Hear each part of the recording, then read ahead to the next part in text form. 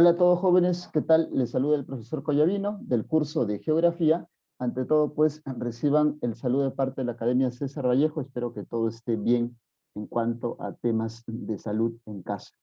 Bien, el día de hoy vamos a desarrollar nuestro tema correspondiente a la semana número 7, ¿ya? Ya estamos en la semana número 7, vamos a ver qué tema nos corresponde. Nos corresponde hablar sobre el relieve peruano 2. Recordemos que ya la semana anterior hemos hablado sobre el relieve peruano 1. Abordamos por ahí algunas características que tiene la costa, los principales relieves de la costa, acaso los valles transversales, las pampas. Por allí también hablamos de los tablazos y los desiertos. Y adicionalmente, así, conversamos sobre la cordillera de los Andes. ¿Cuál fue el proceso de formación? Y también los sectores que tiene la cordillera de los Andes en el Perú. Bien, hoy día vamos a conversar sobre, sobre los relieves andinos. Caso los valles interandinos, caso mesetas y caso cañones.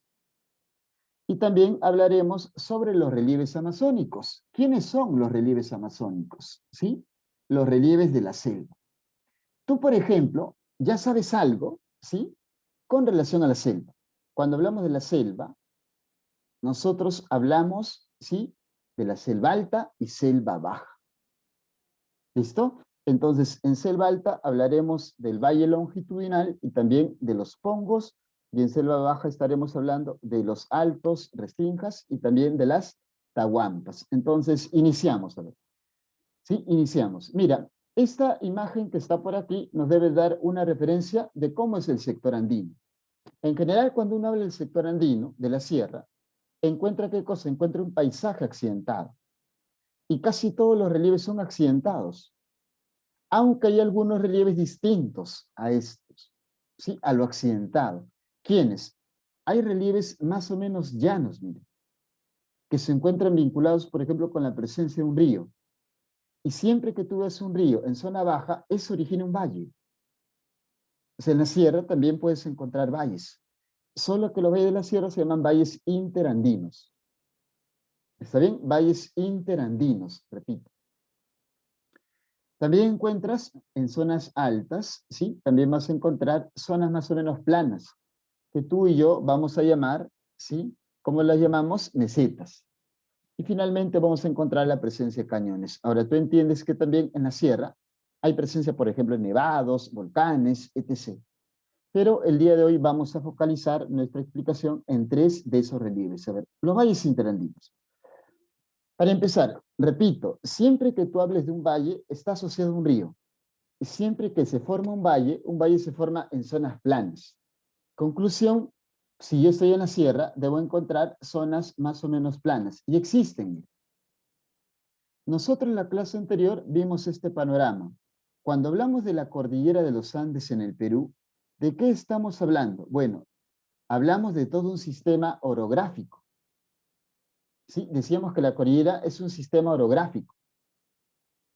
Y ese sistema orográfico, cuando está presente en territorio peruano, se divide en tres cadenas. En la cadena occidental, la cadena central y la cadena oriental. ¿Está bien? Por este lado está la costa. Por este lado está la sierra. ¿Listo? Por este lado está la sierra. Y por este lado está la selva. La selva es para el Perú el sector más grande. Tú ves un mapa, la selva es muchísimo más grande que la sierra y que la costa. Es casi el 60% del territorio peruano. Casi un 30%. ¿Sí? Un 30% es la sierra, que se caracteriza, te repito, por ser normalmente accidentada. ¿Por qué? Por la presencia de la cordillera, y que la cordillera es una cadena montañosa. Pero vayamos aquí, mira, vayamos aquí. Cuando nosotros hablamos de los valles, recordarás tú esto. Repito, mira, te estoy incidiendo en esto para que lo tengas claro. Siempre un valle se tiene que formar en una zona plana. Nunca se forma en una zona accidentada. Siempre en zonas planas. Por esta razón es que aquí tú encontrabas los valles de la costa, que se llaman valles transversales. En este punto están los valles de la sierra, que se llaman valles interandinos. Y en este otro estarán los valles de la selva, que se llaman valles longitudinales. Nosotros queremos hablar de los valles interandinos. Entonces, ¿cómo se forman? Repito, siempre un valle se va a formar en zonas más o menos planas. Y esta más o menos plana, mira, ¿ves? Cadena de montañas, cadena occidental, cadena central. Ahí está el valle interandino, ¿ves? Y siempre se necesita la presencia de un río. ¿Por qué? Porque el río es el responsable de depositar. Siempre que hablemos de un valle es producto o se forma por la acción fluvial. ¿Qué es lo que hace el río? Deposita. ¿Qué deposita? Distintos materiales que con el tiempo se descomponen y forman suelo fértil. Esos materiales depositados por un río se llaman material aluvial. Por eso es que en ocasiones tú vas a encontrar palabras como estas. Los valles interandinos se forman por sedimentación aluvio fluvial, sí, porque la palabra aluvio hace referencia al material que se deposita. La palabra fluvial, ¿a quién lo deposita? ¿Está bien, sí? ¿Listo? Así también ocurre, por ejemplo, con los valles costeros. Tú puedes decir que un valle costero, ¿qué es? Es el resultado de depósitos aluvio-fluviales en la llanura costera. En el caso de los valles para la selva, ¿sí? Que se llaman valles longitudinales, estos se encuentran solo en selva alta. En selva baja no hay valles longitudinales. En selva baja lo que hay es terrazas. ¿Por qué? Porque el depósito de suelo fértil que deja un río se va acumulando a modo de escalones. Por esa razón se llaman terrazas. ¿Está bien? ¿Listo? Entonces, continuamos a ver. Te decía, los valles se van a formar por sedimentación fluvial, entonces.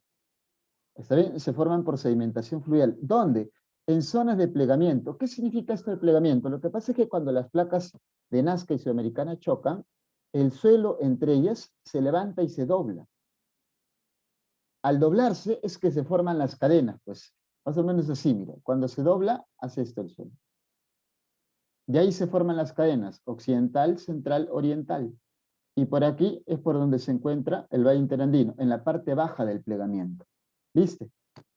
¿Está bien? Ahora, dicho esto, todos los valles, sin excepción de que sean valles costeros, valles andinos o valles amazónicos, todos los valles, ¿sí? Tienen por allí aspectos que los caracterizan, aspectos en común. Son zonas de suelo fértil, repito. Se puede hacer agricultura. En el caso de los valles interandinos, según Javier Pulgar Vial, estos se encuentran en una región natural que se llama la región natural Quechua. ¿Y cuál es su importancia? Es que como tienen suelos fértiles, tú puedes desarrollar agricultura para producir alimentos. Desarrolla esa agricultura. Esta imagen que aparece por aquí, por ejemplo, el Valle del Mantaro, en Junín, el Valle del Mantaro, sí, es de los valles interandinos el más importante. Es el más importante porque gran parte de su producción, de sus cosechas, ¿sí? La población primero la utiliza para su autoconsumo, pero luego también la población vende los excedentes, ¿hacia dónde? Hacia los mercados nacionales, puede ser hacia la costa, hacia las zonas de la selva, etc. Y así se cubre la demanda de alimentos. O sea, gran parte de los productos que nosotros consumimos aquí en Lima provienen de los valles interandinos. Y para el caso de Lima, específicamente el Valle Interandino de Junín. Y es por eso que a veces cuando nosotros nos referimos al Valle Interandino del Mantaro, utilizamos un término, decimos que es nuestra despensa de alimentos, la que nos abastece alimentos, nuestro almacén de alimentos. ¿Está bien? Entonces, es un elemento ahí importante. Lo segundo, aquí, sí, el tipo de agricultura que se desarrolla es extensiva. ¿Qué significa? Que el agricultor no invierte mucha plata, no tiene mucha tecnología. ¿Está bien, sí o no? El agricultor desarrolla la agricultura a pesar de esas limitaciones. Es casi una agricultura tradicional. No cosecha mucho. ¿Está bien? Si le pusiera tecnología, comenzaría a cosechar más. Si utilizara fertilizantes químicos, cosecharía más. Pero esas características últimas que te he mencionado más corresponden con la agricultura intensiva de la costa. Acá hay agricultura principalmente extensiva. Se desarrolla ganadería, ganadería de vacunos, y finalmente es importante que tú tomes en cuenta que los valles interandinos son en la zona andina, en toda la sierra, la región más poblada o el sector más poblado. Claro, es que es difícil, por ejemplo, que la gente o la población no viva en otras zonas que no sean zonas agrícolas, y esta es zona agrícola, pues, de la población para conservar la posesión de tierras, para poder hacer agricultura tiene que quedarse en estos espacios. ¿Está bien? Acá hay algunos valles importantes. En la sierra, por ejemplo, decíamos el caso del Mantaro, el más extenso, el más productivo, el más poblado. Se producen papas, por ahí cebada, maíz, habas, alcachofas también se cita. Se ubica en Junín. El valle del Urubamba, perdón, en el Cusco, ¿sí? En el cual nosotros vamos a encontrar por allí la presencia de maíz amiláceo, el maíz blanco, el choclo, que también decimos, hortalizas y papas. Siempre los valles interandinos son zonas en las cuales se cosecha bastante hortaliza. ¿Está bien? Hortalizas, es decir, verduras. En Arequipa tenemos el Valle del Colca, sí, papa, maíz, habas, frijoles y tunas son sus cultivos. Lima. Lima tiene sierra. Y en la Sierra de Lima hay 4 valles interandinos, mira, Cajatambo, Yauyos, Canta, Guarochirí. Ahí se siembran papas, tubérculos, hortalizas y también cebadas. En Huánuco destaquemos el Valle del Ambo, sí, porque ahí se siembra fundamentalmente papa. Incluso hay una variedad de papa que tiene su nombre. Y en el caso de Ancash tenemos el Callejón de Guaylas. Ahí se siembra maíz, se siembra trigo y también se siembra cebada. ¿Está bien? ¿Listo? Entonces, ya tenemos esos rasgos, ya tenemos esas características. Pero, ¿qué es lo que está ocurriendo con los valles interandinos los últimos años? Bueno, para empezar, los últimos años con los valles interandinos se está presentando esto. Hay algunos valles interandinos en los cuales, 2 específicamente, se está intentando, ¿sí?, fomentar la agricultura intensiva. ¿Y eso con qué finalidad? Con la finalidad de cultivar, cosechar ciertos productos que luego puedan ser exportados. Eso está ocurriendo en el valle del Urubamba, ¿sí?, con el cultivo del maíz blanco, el choclo, y está ocurriendo también en el valle del Mantaro con el cultivo de las alcachofas, que se quieren destinar específicamente a la exportación. Entonces, si bien es cierto, hay algunos valles interandinos en los cuales está habiendo agricultura intensiva, esta es mínima. Por eso lo que predomina es la agricultura extensiva. De eso es de lo que estamos hablando, lo que predomina. ¿Está bien? Ese es el caso de los valles interandinos. Ahora, en el sector andino, en la sierra, ¿qué otro relieve yo puedo encontrar? Las mesetas. Las mesetas tienen distintas denominaciones. A veces se le llama altiplanos, a veces altipampas, como es el caso de la meseta del Collao. A veces ustedes escuchan, ¿no? El altiplano peruano boliviano, se le dice también a la meseta del Collao. ¿Por qué? Porque la meseta del Collao es grande, es la meseta más extensa que nosotros tenemos, y esta meseta, ¿sí?, se extiende desde Perú hasta Bolivia. Por eso se le llama también a veces altiplano peruano boliviano, se refiere a las mesetas. Las mesetas son importantes, mira. Esta meseta, por ejemplo, esta imagen que tú ves aquí, si es la meseta del Collao, tiene un lago, el lago Titicaca. Casi todas las mesetas en el Perú tienen lagos o lagunas. ¿Por qué? Porque se encuentran al pie de los nevados. El nevado que se derrite abastece de aguas a la meseta. Y en la meseta se forman lagos o lagunas. Y esta tiene importancia, ¿no?, turística, ecológica, económica, porque ahí estas especies se pueden criar. Caso concreto, la trucha. Siguiente. ¿Cómo se forma una meseta? Una meseta se puede formar por un proceso geológico llamado falla. ¿Qué es una falla? Una falla es un proceso geológico a través del cual el suelo, ¿sí?, que se estaba doblando producto del choque de las placas, se rompe, ¿sí?, y se eleva así plano. Eso da origen a la meseta. Pero también las mesetas se pueden originar por esta razón. Mira, las mesetas también se pueden originar cuando los glaciares desgastan a la parte alta de las cordilleras. Cuando los glaciares desgastan a la parte alta de las cordilleras, ¿sí?, lo que están haciendo es como si estuvieran tajándolas, las van aplanando. Y por esa razón entonces tú vas a encontrar que también algunas mesetas en el Perú tienen ese origen producto de la erosión glacial. Las mesetas se encuentran aproximadamente a 3.500 metros, 5.000 metros. Javier Pulgar Vidal decía que las mesetas normalmente se encontraban en la región Puna. Y la región Puna se caracteriza por tener un clima frío seco. A diferencia de los valles interandinos, pues el valle interandino está en la Quechua. Y la región Quechua tiene un clima templado, templado seco, con lluvias de verano. Aquí no, aquí es clima frío seco. Es por eso que en las mesetas no se puede hacer agricultura.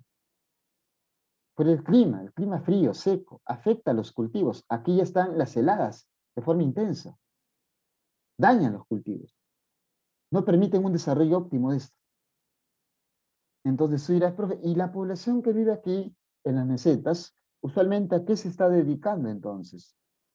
Bueno, la población usualmente se dedica a la ganadería y a la ganadería de camélidos sudamericanos. Cría camélidos sudamericanos. ¿A quiénes cría? A la llama y a la alpaca. ¿Está bien? Llama y alpaca. ¿Y por qué? Lo que pasa es que a pesar del clima frío que está en las mesetas, ¿sí? El clima frío, ¿sí? Tiene una ventaja. ¿Cuál es? Es que permite el desarrollo de ciertos pastos naturales. Esos pastos naturales que crecen en las mesetas, que crecen en la zona de la puna, es el famoso ichu, por ejemplo. ¿Sí? O pajonales, ¿no? Que es otro tipo de pasto. El ichu, los pajonales o gramíneas, así también se les suele llamar a los pastos, abundan aquí. Es por eso que el hombre los aprovecha, ¿sí? Ya domesticado a la llama y a la alpaca. Y puede comenzar a hacer ganadería. Ahora, la ganadería se desarrolla en casi todas las mesetas, sí. Hay otras mesetas en las cuales de forma, voy a decirlo así, natural, ya los camélidos están presentes allí, camélidos silvestres. Cuando yo me refiero a los camélidos, llama y alpaca son domésticos, domesticados ya. Vicuña y guanaco son silvestres. Hay algunos lugares o algunas mesetas en las cuales la vicuña y el guanaco, que son especies silvestres, viven, ¿no? Ahí están de manera, voy a decirlo así, permanente. Características de las mesetas. Collao, la más extensa, la más poblada, es binacional, está entre Perú y Bolivia. Bombón, en Junín, es la meseta más alta. Ahí se crían ovejas, ovejas seleccionadas, que tienen mejoramiento genético, incluso esas ovejas. Huancavelica está la meseta de Castrovirreina, y Castrovirreina, esa meseta es importante ¿para quién? Para Ica. El río Ica es un río que tiene poca agua. La meseta de Castrovirreina es una meseta que tiene muchas lagunas. Ciertas lagunas de la meseta de Castrovirreina abastecen de aguas al río Ica. Ahí su importancia. Tienes también Conocoche, en Ancash, en Ayacucho, Pampas, Galeras. Ahí es donde abunda la vicuña. E incluso hay una reserva nacional. En Lima, sí, en la Sierra de Lima, tienes el caso de la meseta de Marcahuasi. Sí, que hay un bosque de piedras incluso allí. Y en Pasco tienes también el caso de Guayay, que es otro bosque de piedras. ¿Listo? Ahora, las mesetas, dice por aquí, también pues tienen un atractivo turístico. ¿Por qué? Porque hay formaciones geológicas, formaciones de piedra. Esas formaciones de piedra asumen distintas figuras, figuras humanas, figuras de animales, etc. Y algunas mesetas, como se menciona aquí también, son áreas naturales de protección o lugares en los cuales se protege biodiversidad. El caso Pampas Galeras en Ayacucho, ahí se protege y se aprovecha de forma ordenada, racional a la vicuña, por ejemplo. ¿Está bien? Entonces, ya tenemos también las mesetas. Ahora, ¿qué otro relieve podemos nosotros encontrar en zona andina? Los cañones, ahí está. Este es un cañón, mira. Un cañón es una zona hundida, y si tú te das cuenta, un cañón se forma así. Cuando tú tienes un territorio accidentado y el río baja con fuerza por acá, lo primero que va a hacer el río es erosionar. ¿Qué significa erosionar? Desgastar. ¿Qué significa desgastar? Cava. Va cavando y deja una abertura similar a esta, en forma de V. Esa abertura, ¿sí? Es el cañón. Esa abertura que se va haciendo más y más profunda es el cañón. ¿Dónde tiene que ocurrir? En zonas accidentadas. Conclusión, en sierra. ¿Listo? Entonces, son producto de erosión fluvial que son paredes verticales, ¿no? Esta es una pared vertical, esta es otra pared vertical. ¿Por qué? Porque el cañón va a comenzar a tener una caída muy profunda.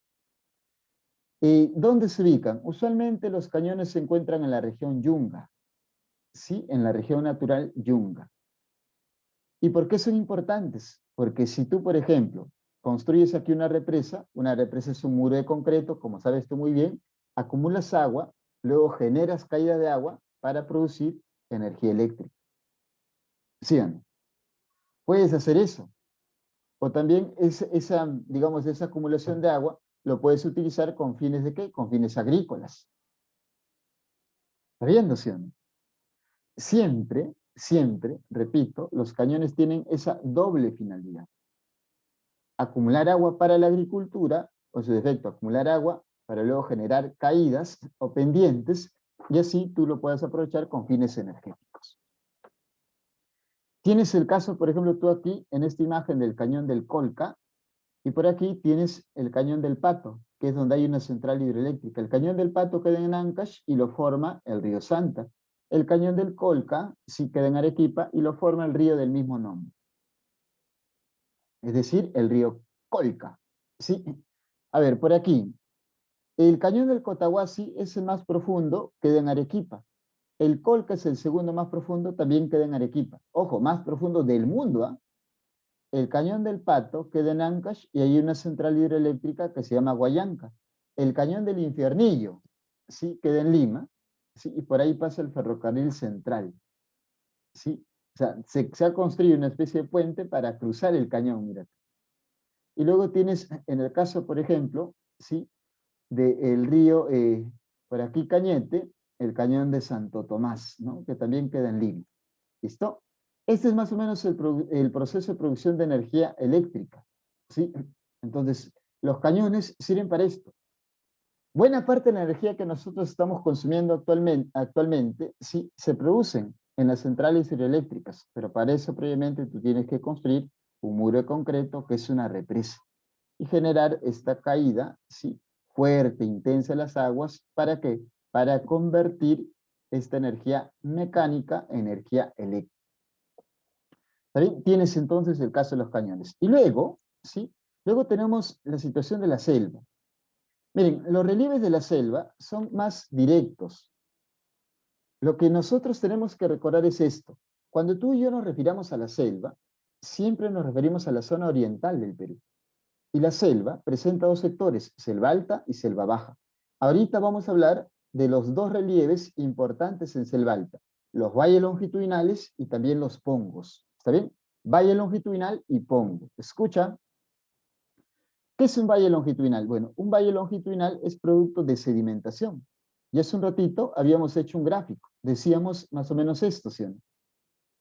¿Está bien? Aquí está el valle longitudinal. Y sí, pues parte baja entre cadena central y cadena oriental, ahí se puede acumular sedimentos aluvio-fluviales. Aluvio, ¿a qué hace referencia? A los materiales que se depositan. Fluvial, ¿quién lo deposita? Lo deposita es el río. ¿Está bien? El Huallaga es uno de esos valles longitudinales, perdón, más conocidos en la selva. El Huallaga. Es incluso el valle más grande en todo el Perú. Es más grande que cualquier valle interandino. El valle interandino más extenso era el del Mantaro. Es más grande que el valle transversal o costero del Majes. Muchísimo más grande. Este valle se extiende entre dos departamentos, entre Huánuco y San Martín. Es inmenso. ¿Está bien? Pero su proceso de formación son los depósitos aluvio-fluviales. Lo otro, ¿dónde se encuentran? Bueno, se encuentra en la selva alta o rupa-rupa. ¿Y por qué es importante? Es importante porque aquí se está desarrollando, sobre todo en las últimas décadas, la agricultura intensiva. En la selva alta predomina actualmente la agricultura intensiva. ¿Qué significa esto? Tecnología, inversión. ¿Sí? Tecnología e inversión. Se quiere cosechar bastante para que de esa manera esto que se coseche se termine destinando ¿a qué? A la exportación. Actualmente, en la selva alta, en los valles longitudinales, aún se siguen cultivando productos tradicionales y no tradicionales. Un producto tradicional, un cultivo tradicional, es aquel que cuando se vende no tiene valor agregado. En cambio, un cultivo no tradicional sí posee el valor agregado. Lo tiene, ¿está bien, sí o no? Por eso, cuando nosotros hablemos, por ejemplo, del café, del té, del cacao, la palma aceitera, la hoja de coca, los frutales, ahí estamos dividiendo algunos productos tradicionales, otros no tradicionales. Por ejemplo, la palma aceitera sí es un producto no tradicional porque cuando se vende, sí, se le da ya el valor agregado, ya convertido en aceite, por decirlo así. ¿Listo? Aquí, por ejemplo, se cultiva bastante cacao, café. Sí, cacao, café es lo que destaca y también la palma aceitera. ¿Listo? Ahora, ¿qué ocurre, por ejemplo? Sí, ¿qué ocurre con nuestros valles amazónicos? Son muchos valles amazónicos los que nosotros tenemos. En Cajamarca está, por ejemplo, el Valle de Jaén, se cultiva café, se cultiva también el ganado cebú, que es un ganado vacuno que tiene una joroba. En Amazonas está el Valle de Bagua, ¿sí? Y Utcubamba, aquí dice Utcubamba. Sí, se cultiva café, arroz, hay también crianza de ganado amazonas, que es un ganado vacuno mejorado genéticamente. En San Martín, por ejemplo, nosotros tenemos el Guayaga, ¿no? Entre Huánuco y San Martín, el Guayaga. Hay otros valles también, pero estas son zonas de valles cocaleros, ¿no? Se siembra hoja de coca, café, tabaco, palma aceitera, etc. Y en Huánuco tenemos, por ejemplo, el caso de Tingo María, ¿no? El Valle del Monzón también se siembra fundamentalmente palma aceitera. En Pasco se siembra café, destaca el café y los frutales. En Junín se siembra café, cacao, sí, y frutales, específicamente en Chanchamayo, ¿sí? Chanchamayo. En el Cusco, en el valle de Quillabamba, perdón, y la Convención, se siembra café, cacao y también frutales. Ahora, es importante que nosotros nos demos en cuenta de lo siguiente, ¿no? Siempre cuando se habla de la agricultura en la selva, cuando se habla de la agricultura en la sierra, nosotros vemos algunas situaciones, ¿no? Los agricultores, por ejemplo, en selva, en sierra, hay ocasiones en que no quieren cosechar sus cultivos. ¿Y eso por qué? Por el precio que adquieren esos cultivos. Hay cierto desbalance entre el esfuerzo que hace el agricultor por sembrar, ¿sí? Continuar el proceso del desarrollo de las plantas y finalmente cosechar. Como que no tiene muchas ganancias o no las ganancias suficientes para poder seguir invirtiendo y seguir desarrollando la agricultura. Eso explica, por ejemplo, que muchos sectores, digámoslo así, ¿no? Muchos sectores agrícolas en sierra y selva alta siguen siendo población pobre. No alcanza con lo que se cosecha, no alcanza con lo que se cultiva. Y es una problemática, por ejemplo, que se repite año tras año. Es una problemática constante. Es por eso que muchos también optan por dejar la agricultura o en su defecto, ¿no? Piensan que sembrando ciertos productos que pueden tener un precio más alto, pueden también mejorar sus ingresos. Es por eso que algunos por ahí, dentro de esta lógica, deciden sembrar quizá la hoja de coca, porque a pesar de que es riesgoso, le puede ofrecer mejores ingresos también para mejorar sus niveles de vida. Entonces, es una situación que también nosotros debemos de analizar, debemos de ver, porque a veces solo decimos, uy, ¿cómo pueden hacer esto, lo otro? ¿Cómo van a sembrar tal o cual cultivo? Hay que ponernos también en la situación de esos agricultores. También tenemos, en el caso de la selva, pongos. ¿Qué son los pongos? Los pongos se parecen a los cañones. Pero, ¿sabes? Cuando tú hablas de un pongo es esto también, mira. Un pongo es esto. Un pongo son producto, sí, son relieves, producto de la erosión fluvial. Así como en el cañón tú tenías paredes laterales, ¿sí? A cada lado de la abertura que generaba el río, ¿sí? Aquí también es lo mismo. Pero, ¿sabes? Los pongos no se forman solamente porque se le ha hecho un pequeño tajo a la cordillera, como ocurría con un cañón. Un cañón era por acá, ¿no? Un tajo a la cordillera, se hundía aquí. No. El pongo, ¿qué es? Es el resultado de la erosión fluvial, pero el río parte a la cadena de los Andes. Por ejemplo, acá, mire, cadena central, cadena occidental, el río atraviesa o parte esas cadenas, ¿viste? Y allí también hay potencial energético. Existe también potencial energético. Tú podrías construir centrales hidroeléctricas, pero las centrales que construyes ahí serían inmensas. ¿Por qué? Porque estos ríos tienen, ¿qué cosa? Más caudal. Son más grandes. La fuerza con la cual se está moviendo es mayor. Puedes construir centrales, repito, de gran envergadura. Hay muchísimos pongos en el Perú. ¿Está bien? Hay muchísimos pongos en el Perú, muchísimos.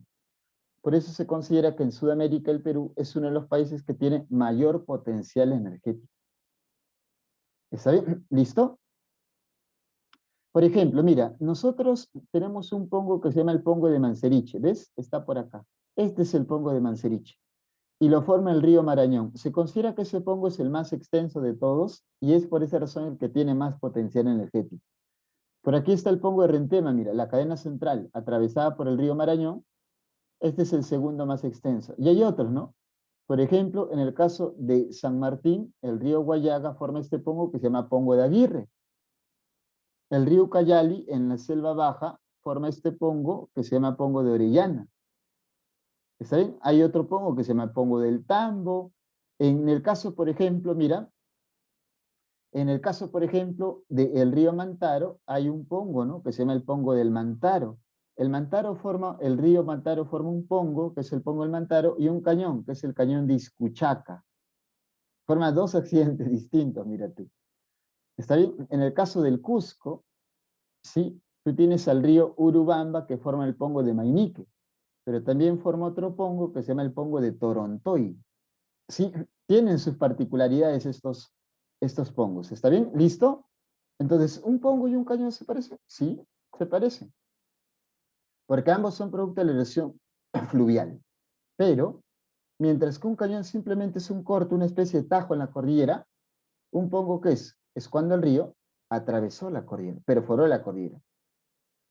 Entonces, son bastante extensos los pongos. Y allí los ríos se desplazan con cierta violencia, cierta rapidez. Situación que puede ser aprovechado, repito, para construir centrales hidroeléctricas. Ahora, los pongos se ubican en la selva alta.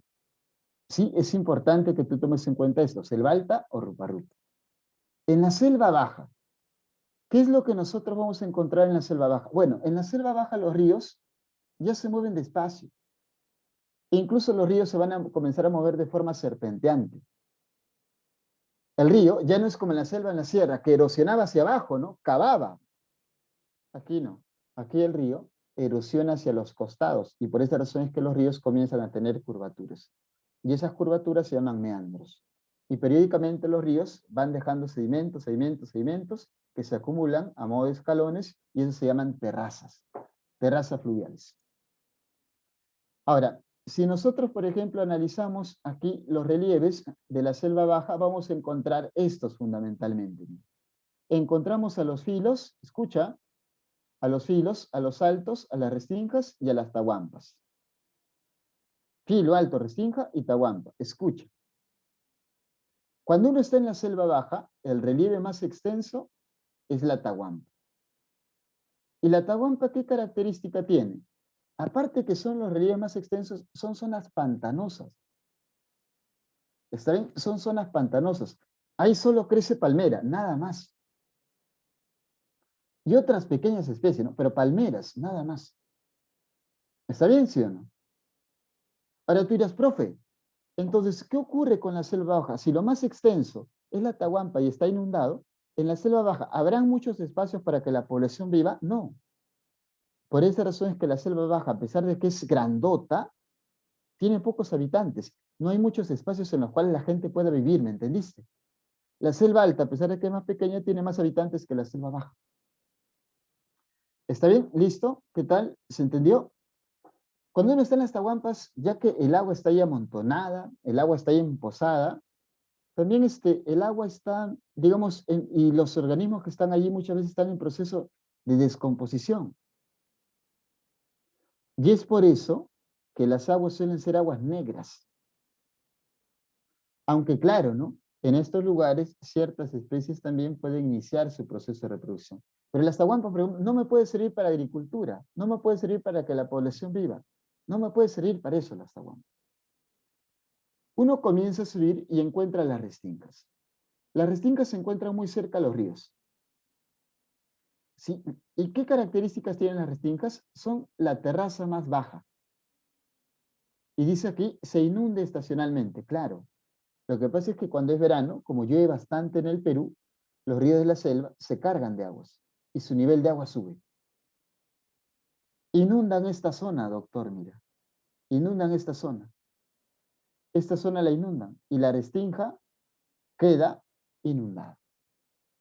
Pero cuando llega el invierno, el río baja sus aguas y la restinga queda al aire libre.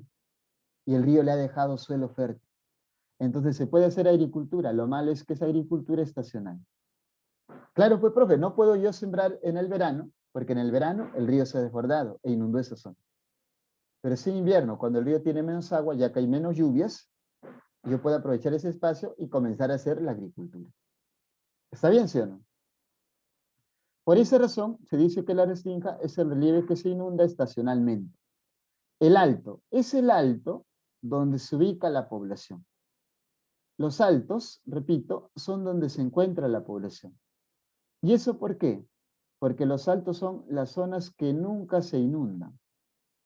Nunca se inundan. Profe, no importa que lleve bastante, sí, el alto no se va a inundar. Excepcionalmente, ¿no? Pero siempre se plantea que el alto no se inunda, escucha. Y ahí están las ciudades, ¿no? Por ejemplo, Iquitos está en Selva Baja. ¿Dónde se encuentra? En un alto. Pucallpa está en Selva Baja. ¿Dónde se encuentra? En un alto. ¿Sí? El caso de Puerto Maldonado, capital de Madre de Dios, está en Selva Baja. ¿Dónde se encuentra? En un alto. Como estas zonas no se inundan, aquí tú puedes hacer agricultura permanente. En la Restinga era solamente agricultura estacional, mira. Aquí es agricultura permanente. ¿Viste? Entonces, conclusión, ¿dónde está la población? En los altos. ¿Por qué? Porque esta terraza no se inunda. ¿Dónde es esa agricultura estacional? En la Restinga. ¿Por qué? Porque esa terraza se inunda en verano, en invierno está libre y está con suelo fértil. En el alto, la agricultura es permanente. ¿Viste? Es una agricultura permanente. Siempre es agricultura extensiva. Ese es el otro rasgo. Siempre es agricultura extensiva. Y la zona más elevada de la selva baja son los filos. ¿Qué son los filos? Los cerros. Los cerros que hay en la selva baja. Así como la costa tiene sus cerros que se llaman estribaciones, la selva baja tiene sus cerros que se llaman filos. Ahí hay árboles, ¿no? Hay bosques. Y una recomendación que siempre se hace es que esos bosques se cuiden. Porque si esos bosques son talados y viene la lluvia podría generar incluso huaicos en la selva baja, teniendo repercusiones esto a nivel de quién, a nivel de la población, ¿sí o no? ¿Está bien? Entonces, hay que tomar en cuenta ello. Repito, cuando uno se encuentra en la selva baja, ¿cuál es el río más extenso? Tahuampa. Característica, siempre está inundado. Hay crecimiento de palmeras, hay aguas negras. Algunas especies utilizan esos espacios como zonas de reproducción. Pero casi toda la selva baja, repito, es un gran pantano, Tahuampa.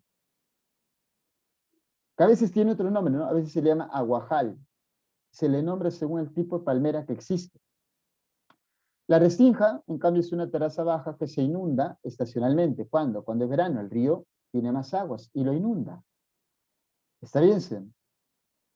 Y ahí tú vas a encontrar, repito, la agricultura estacional. El alto encuentras agricultura permanente. ¿Por qué? Porque ese relieve nunca se va a inundar. Esa terraza nunca se inunda. Y ahí se encuentran las ciudades.